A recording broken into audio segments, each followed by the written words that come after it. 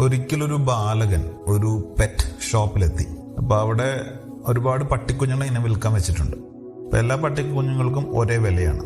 ഈ ബാലകൻ ചെന്ന് നോക്കിയപ്പോ ഒരുപാട് പട്ടിക്കുഞ്ഞുങ്ങളുണ്ട്. എന്നാൽ ഒരു പട്ടിക്കുഞ്ഞിന് നടക്കാനോ ഒന്നും കഴിയാതെ അതിൻ്റെ ഒരു മൂലയ്ക്ക് വേച്ച് ഇരിപ്പുണ്ട്. ഇപ്പൊ കടക്കാരനോട് പറഞ്ഞു, എനിക്ക് ആ പട്ടിക്കുഞ്ഞിനെ വേണം. അപ്പൊ കടക്കാരൻ പറഞ്ഞു, ഒന്നോട് സൂക്ഷിച്ചു നോക്കി, അതിന് കളിക്കാനോ ഒന്നും പറ്റില്ല, അതിന് നടക്കാൻ പറ്റില്ല, അപ്പൊ അതിന് തന്നെയാണോ വേണ്ടതെന്ന് ചോദിച്ചു.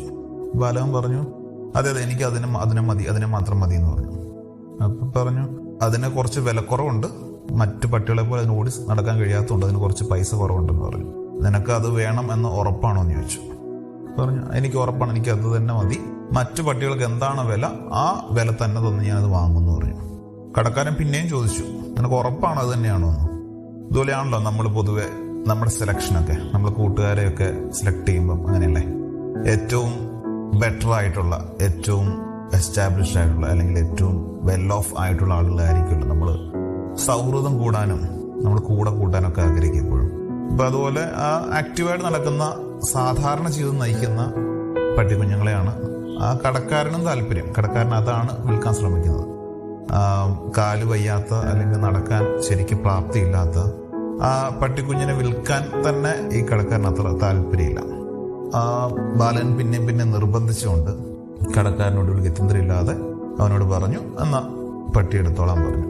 എന്നിട്ട് ചോദിച്ചു, എന്താണ് ഇത്ര അഡാമൻ്റായിട്ട് ഈ പട്ടിക്കുഞ്ഞിനെ തന്നെ മതി എന്ന് പറയാൻ കാരണം ചോദിച്ചു. അപ്പൊ അവന്റെ പാന്റ് കുറച്ച് ഉയർത്തിയിട്ട് അവന്റെ കാല് കാണിച്ചു കൊടുത്തു. അവന്റെ കാല് വെപ്പുകാലാണ്.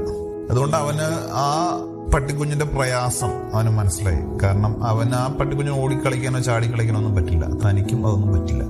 ആ ഒരു സഹജീവി അനുഭവിക്കുന്ന ഒരു വിഷമം, യാതന അവനെ പെട്ടെന്ന് റിലേറ്റ് ചെയ്യാൻ സാധിച്ചു. മഹാന്മാരായ മനുഷ്യരുടെ പ്രത്യേകത എന്ന് പറയുന്നത് അവരെപ്പോഴും ചെറിയ മനുഷ്യരെ കുറിച്ചായിരിക്കും എപ്പോഴും ചിന്തിക്കുന്നത്.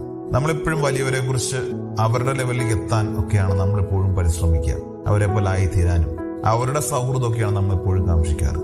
നമ്മുടെ കൂട്ടത്തിലുള്ള ചെറിയ മനുഷ്യരെ നമ്മൾ പലപ്പോഴും പരിഗണിക്കാറില്ല.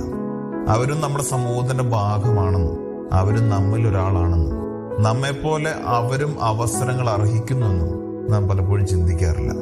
അങ്ങനെ ചിന്തിക്കുന്നവനാണ്, അങ്ങനെ അവരോട് അനുഭാവപൂർവ്വം പെരുമാറാൻ കഴിയുന്നവനാണ് യഥാർത്ഥ മനുഷ്യൻ. നന്ദി.